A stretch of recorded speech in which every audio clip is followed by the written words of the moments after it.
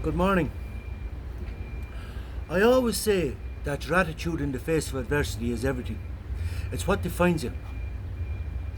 I meet a lot of people. I meet a lot of people. As you can imagine, because of where I live and all, I meet a lot of people, and I meet a lot of people with pronated shoulders. And I often say to them, "No, you need to pull back those shoulders." And they might well think that ignorant cunt does not realise that I have scoliosis. But I want to put you straight on that. This ignorant cunt doesn't give one fuck what you have, nor one fuck what you think of him. But I know for a fact that you can pull back those shoulders, or you can say to yourself, "I have scoliosis," and drive on till you look like Quasimodo. Or you can choose to focus on what is within your control and go to the gym and address the issue by putting the work in and pulling back those shoulders. Because I know for a fact it's been done. I've done it with a good few people.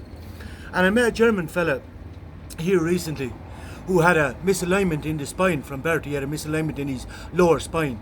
And he went to the gym and worked out in an intelligent manner, focusing on what he wanted to do exactly to pull his spine one way or the other. And he was able to resolve the issue and alleviate all his pain. And as he said, he's grand now, he's 100%, he has no pain whatsoever. But it's a matter of getting your finger out your arse and focusing on what is within your control and overcoming the situation. But this is why I say all suffering is an opportunity for growth and development. It's about focusing, making a distinction of what is and is not within your control, and focusing on what is within your control. Making a project out of yourself and overcoming. Everything is about overcoming. All suffering is about overcoming. This is the evolutionary process. But of course, you can choose to stick the label on yourself. "Oh, I have scoliosis. And just this is the bullshit. The word acceptance used to drive me fucking mad. "Oh, acceptance. Now you might well say, "Oh, to hear that unempathetic bastard. What would he know about my pain and suffering? Oh, the cheek of me now." I'm just going to tell you on that, don't even start. Don't even fucking start. I'm no stranger to pain and suffering. But I'm no stranger to overcoming either. I'm no stranger to an attitude in the face of adversity either.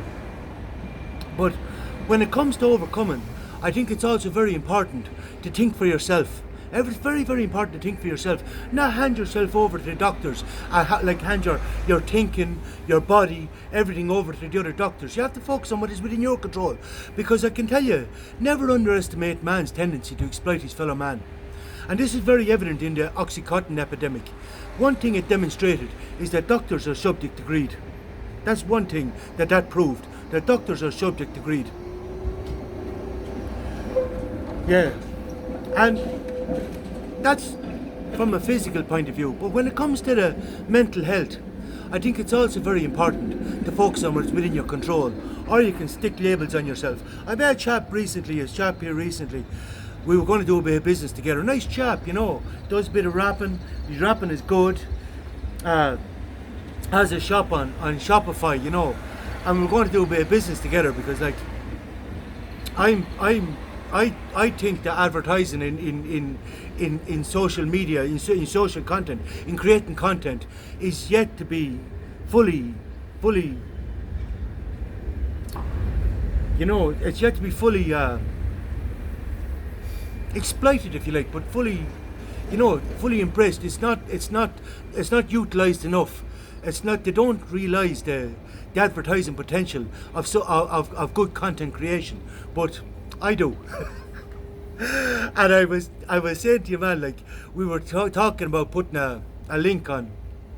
He was giving me a referral link, but he's giving me 50% of the profit, for a referral link to put on my content, And I said, "Oh, that's very good. I'll give your content an out push, and I'll use your referral link, and I'll advertise your shop for you. We can work together. I can't see any reason why we can't work together." But then when I looked at his product line, I said to myself, "Mate, you're going to have a look at your product line. There's no hope you can sell that shit." No, I said, I wouldn't wear that to a cockfight. And but he was insisting, no, that's I spent 2 years in fashion. This is my product line. He says, that's grand, mate, but I'm not endorsing that shit. No fucking way. I need to be able to endorse something that I can get behind. Now, he wanted to be rich, he wanted to make money. Like, he said to me, like, that he's young, but his mind is old, he's an old soul. That's cool, mate. I understand this perfectly. And I was saying, but if you want to make money, I says, you can hang on to that all you want, and I fully appreciate that you want to hold your line.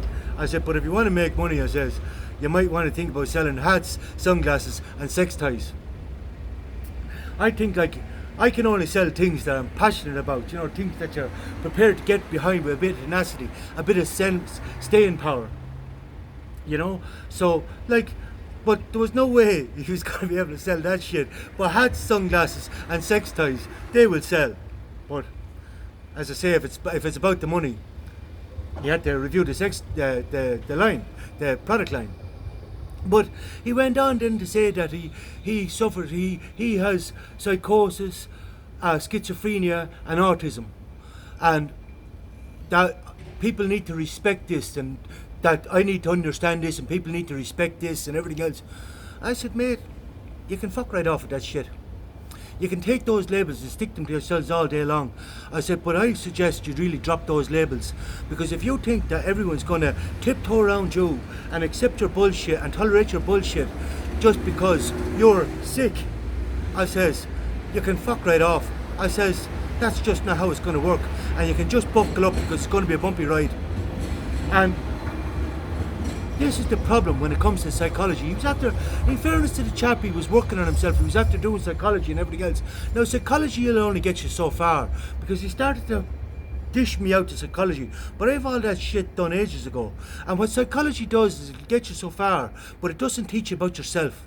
It teaches you how to conform, to be socially acceptable around others, and how to make everybody else's emotional well-being your responsibility. Basically, how to breathe in and breathe out, and think about your choices and everything else. But it's all in relation to your to conforming to the expectations of others, to be socially acceptable.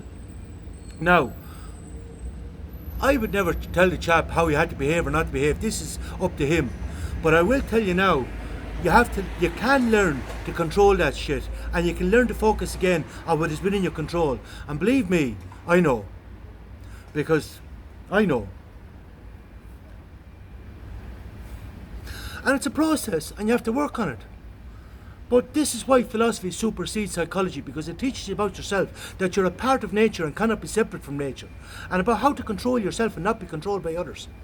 And this is very important, very important. It's not about letting others control you, it's about you making your own choices in relation to your own behaviour, in relation to your own mind, your own body. You making your own choices in relation to it. But be able to stand back and look at things and say to yourself, again, what is and is not within my control. This is the dichotomy of control. This is the starting point of Stoicism. But you can choose that this is where psychology goes wrong. It takes these labels and sticks these labels on you. You're sick. You know what I mean? Your behaviour is socially unacceptable. You're sick. You're psychotic. You're schizophrenic. You're autistic. But they don't understand these conditions at all. They just think they do, because they do not have empirical knowledge, and they refuse to listen to anybody with empirical knowledge. No, they rather label them. You're sick. We're going to medicate you. And we're going to stick a label on you, and this ends all understanding. Your stupid labels, your stupid judgments. But I'm just saying you can develop an understanding of yourself. It doesn't just stop at I'm sick, I'm this, I'm that. No. It's about understanding yourself, about understanding nature, understanding your mind. What is mind? What's the concept of mind? What's the concept of I? Understanding yourself. But in order to understand yourself, you have to understand nature. Yeah, that's all I want to say on that subject. Look.